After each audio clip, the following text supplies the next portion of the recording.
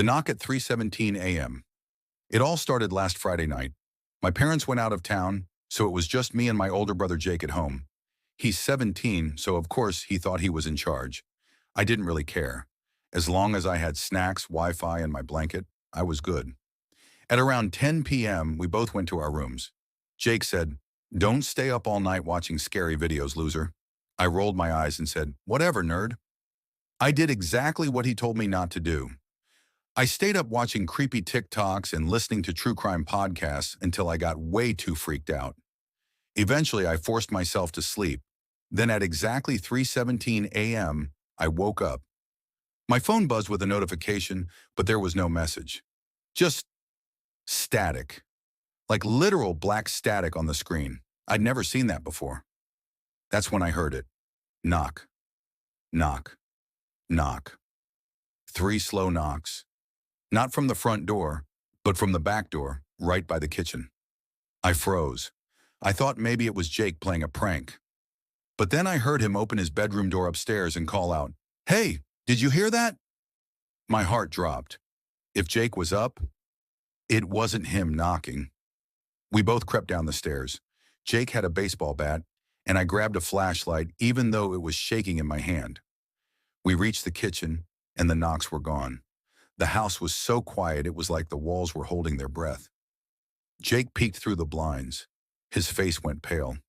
"There's someone standing in the backyard," he whispered. "They're just standing there." I looked too. It was a man. He was tall and thin and wearing all black. He had no bag, no tools, nothing. Just stood there with his head tilted to the side, like he was listening to something. Jake quietly locked the back door and pulled me away. "We're calling the cops," he said. But as soon as he picked up his phone, it died. No warning. Mine too. We had full battery before. Bang! We jumped. The man was now slamming his shoulder into the glass. He didn't yell, didn't talk, just stared while smashing the glass over and over.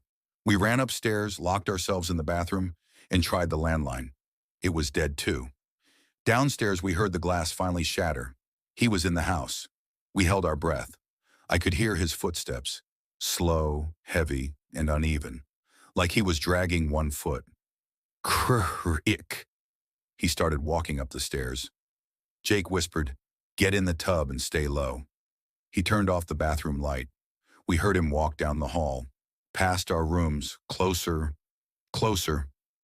Then he stopped, right outside the bathroom. He stood there for what felt like forever. Then we heard this weird sound, like scraping, metal on metal. Jake peeked under the door. He whispered, "He's dragging a knife along the wall." I nearly screamed but covered my mouth. Then bang! The door shook. Then again, harder. Jake screamed, "Leave us alone!" And then silence. Nothing. We waited. 5 minutes. 10. No sounds. No footsteps. We finally opened the door slowly, shaking. The hallway was empty. We went downstairs. The broken glass was everywhere, but the man was gone. Just one thing was left behind on the living room table.